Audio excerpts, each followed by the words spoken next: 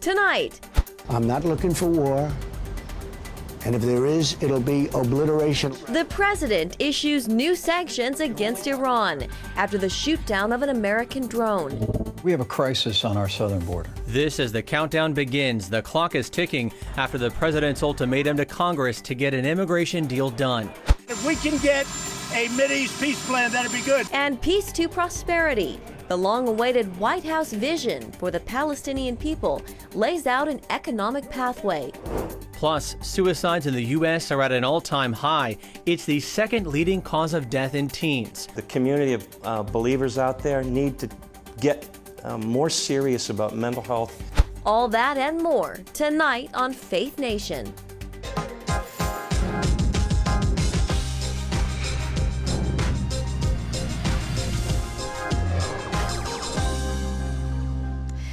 The U.S. confronts a dual crisis. Welcome to Faith Nation. I'm Jenna Browder. And I'm Ben Kennedy. Here at home, the emergency at the southern border turns critical as the world is watching just how the U.S. will respond to the threat from Iran. And that is where we begin tonight. The U.S. has imposed new sanctions against Iran after the regime downed an American drone last week. And President Trump is making it clear he will continue pressure to prevent Iran from having nuclear weapons. President Trump's executive order slaps hard-hitting sanctions on Iran. To go after the Supreme Leader's office and lock up literally billions of dollars more of assets. This move comes after growing escalation from Iran's downing of a U.S. drone that almost led to a retaliatory strike. That action called off by the president due to the possibility that 150 Iranians would be killed. America is a peace-loving nation. We do not seek conflict with Iran or any other country. I look forward to the day when sanctions can be finally lifted and Iran can become a peaceful, prosperous, and productive nation. Secretary of State Mike Pompeo is in Saudi Arabia garnering support against Iran. This after lawmakers there were heard chanting "Death to America," and Iran's Navy chief warning they would shoot down more U.S. drones.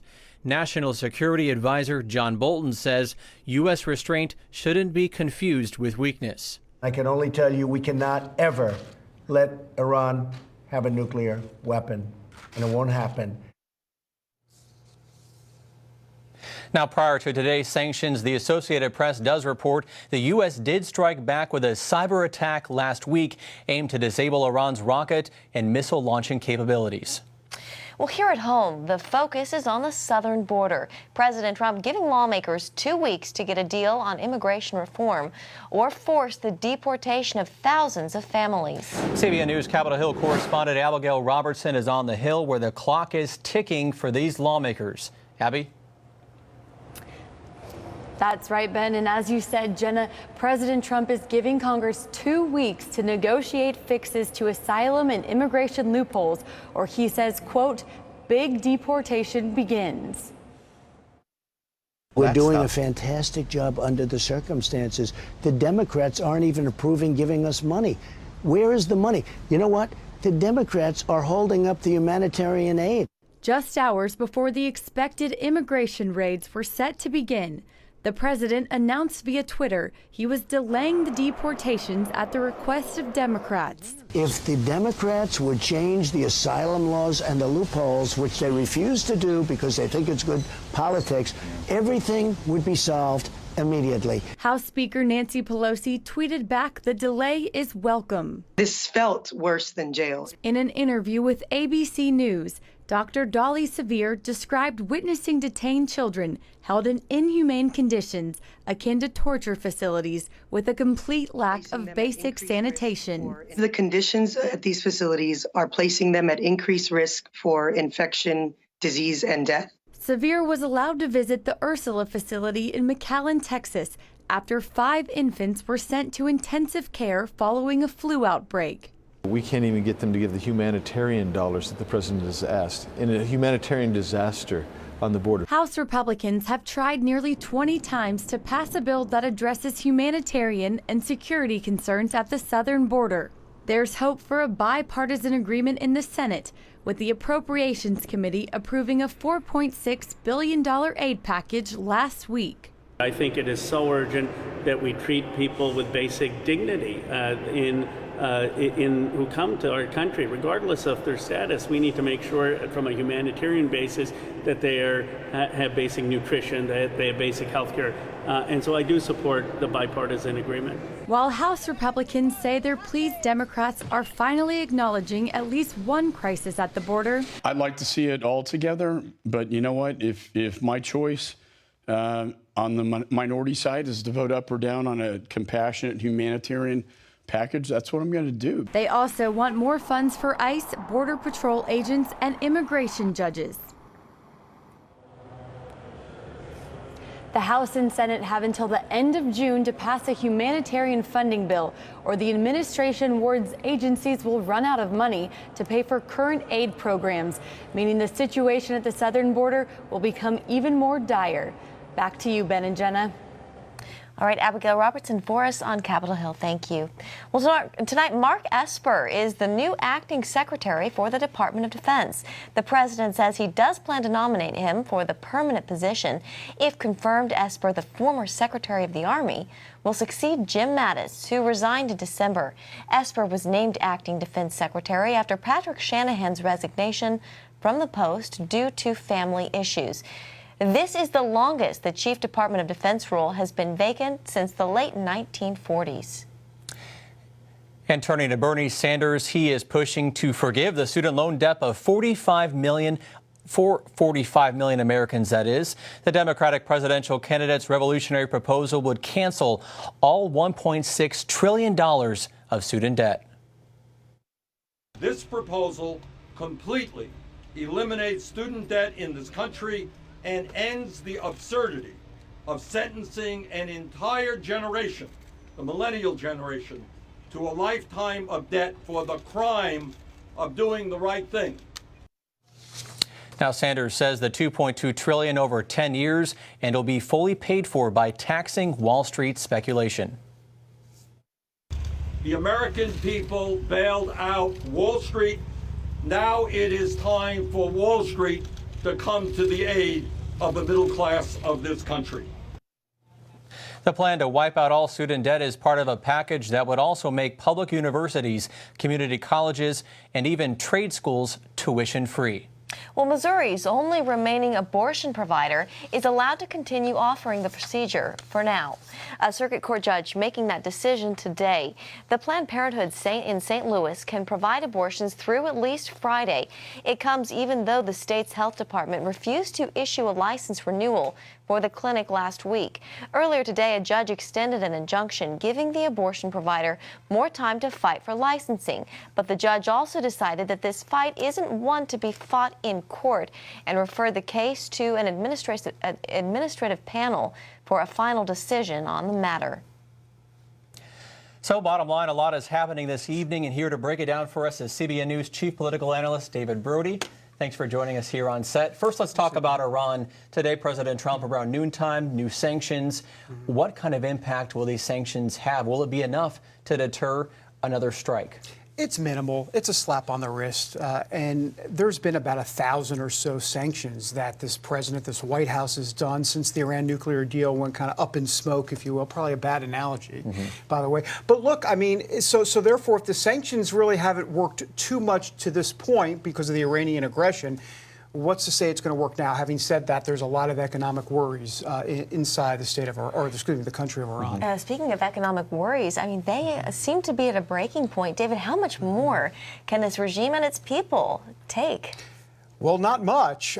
Look, I'm reminded, I don't know why I'm quoting this movie, but Trading Places. There was that movie back in the 80s where, Eddie Murphy and Dan Aykroyd switched places. And the minute Dan Aykroyd, who was the rich guy, became poor, all of a sudden he started lashing out and getting frustrated. Well, this is what we're seeing with Iran. I mean, their economic situation is so bad in that country that they're clearly frustrated. And that's why we're seeing all of the aggression. The question then becomes with Iran, how aggressive will they be? Are they going to? Would they dare hit a U.S. oil tanker near the Strait of Hormuz? Obviously, that would be political suicide and literally suicide for many inside the country.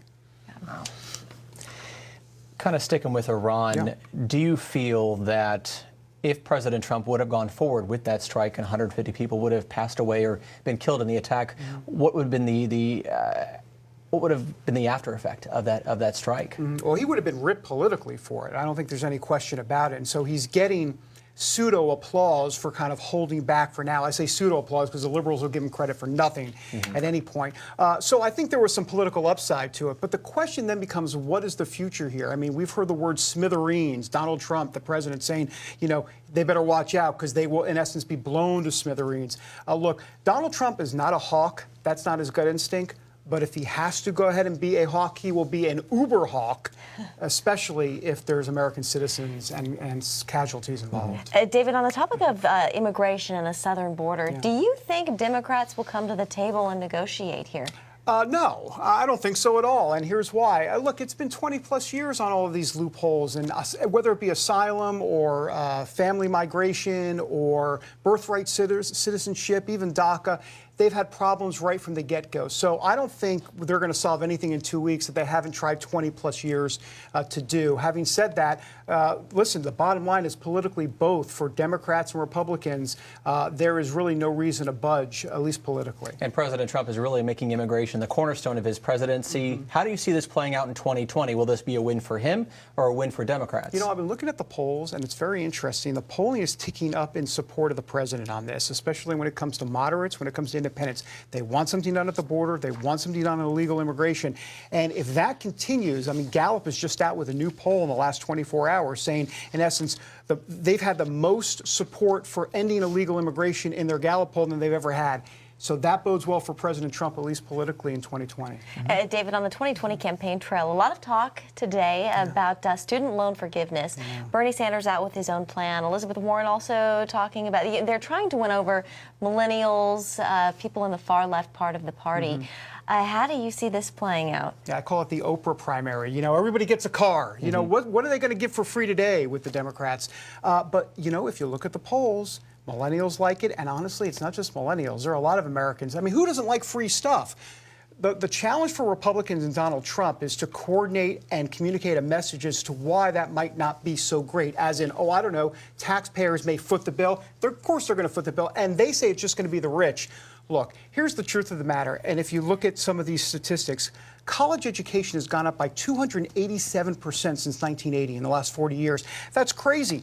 They believe, many conservatives believe, that indeed if the student loan debt is forgiven, college tuition is going to increase. Why? Well, why would colleges not do that? Because the federal government's going to foot the bill. That's the debate ahead. Yeah, that's the question that needs to be addressed. Why do rates keep going up? For sure. All right, David, thank you so much. Thank you. Thanks, guys. All right, well, for more you can check out from David, you can check out the CBN News Daily Rundown podcast. And we will be right back with more news and headlines after this.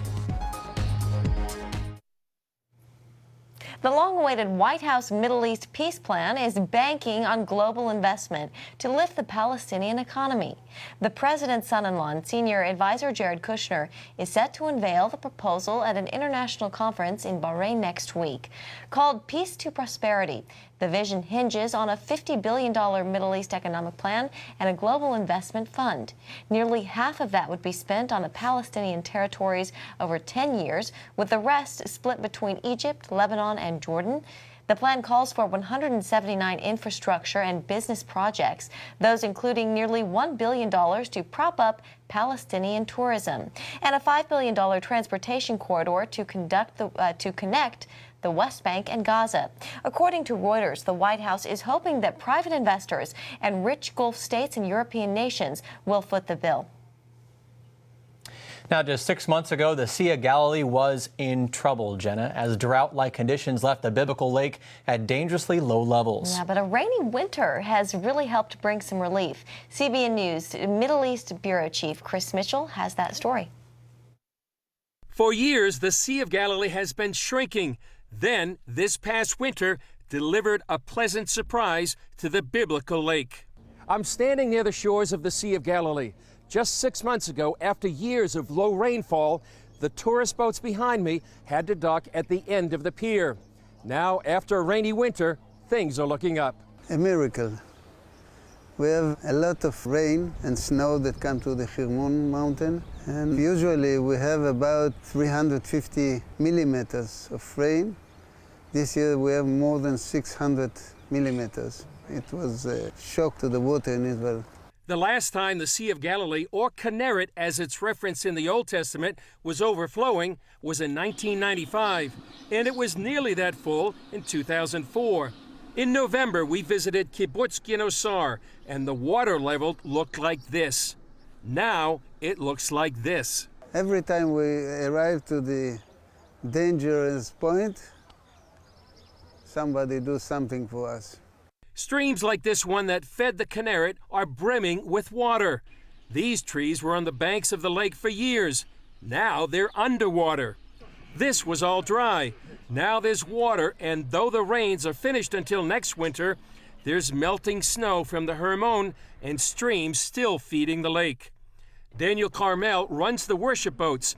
He said in November they could hardly dock here. They don't know it. They don't know how is the Sea of Galilee when it's full. This is the lowest that I ever saw. 25 years that I'm here, this is the lowest. Now Joseph Gina from the Francis Jordan sailing ship says things have changed. This year it's very, very good. Thank God from this. Okay, this is a miracle, by the way. This year it's a lot of raining. So the level in the Sea of Galilee, it's come up very, very good. While the water level rose about 12 feet this year, at the end of the rainy season, it's still 7 feet from being full. If we would have had a droughted year, a 6 droughted year, then the situation would be very, very bad. Ori Shore is with Israel's water authority. The rain also fell exactly on the right places from the water sources point of view. That's also very important. And the spread of water, the spread of rainfall was very good as well. That's why you can see the streams run fluently and nicely, and the levels of the water sources are rising nicely. Each summer, the water level goes down by 4 to 5 feet just from evaporation. And so far, this summer's temperatures have been extremely high. According to Shore, over the last 30 years, rainfall has continuously dropped, while the region is using more water than ever. In Israel, the consumption of water is much higher than the quantity of rainfall that we get, not only in the Sea of Galilee, but also in other water sources. Therefore, we are in a deficit every year, more and more. And Israel is not alone. That's where technology comes in. For example, Israel has recycled sewage water and desalinated seawater for years. Shore says without that, Israel would not have the water it needs. While the winter rain delivered a much-needed miracle, the Sea of Galilee is clearly not out of danger. Last fall, Carmel asked people to pray. Prayers has been answered. Hallelujah. As people here and around the world pray for this key body of water, Israel is doing what it can to make new water sources and preserve this unique biblical lake. Chris Mitchell, CBN News, the Sea of Galilee. Suicide rates among all Americans are at the highest since World War II. According to the Center for Disease Control and Prevention, the suicide rate was 33% higher in 2017 than in 1999. 45,000 Americans died from suicide in 2016. Yeah, the suicide among 15 to 24-year-olds is at its highest level in 20 years. A new report in the American Medical Association says it's the second leading cause of death in that age group, behind car accidents. CBN Health reporter Lori Johnson looks at some of the possible causes behind this troubling trend. Out of every 100,000 young people between the ages of 15 and 24, 14 commit suicide, a sharp increase over previous years. Experts cite a number of underlying causes for this upward trend. The CDC points to drug use, street drugs like heroin, but also ones okayed by a doctor.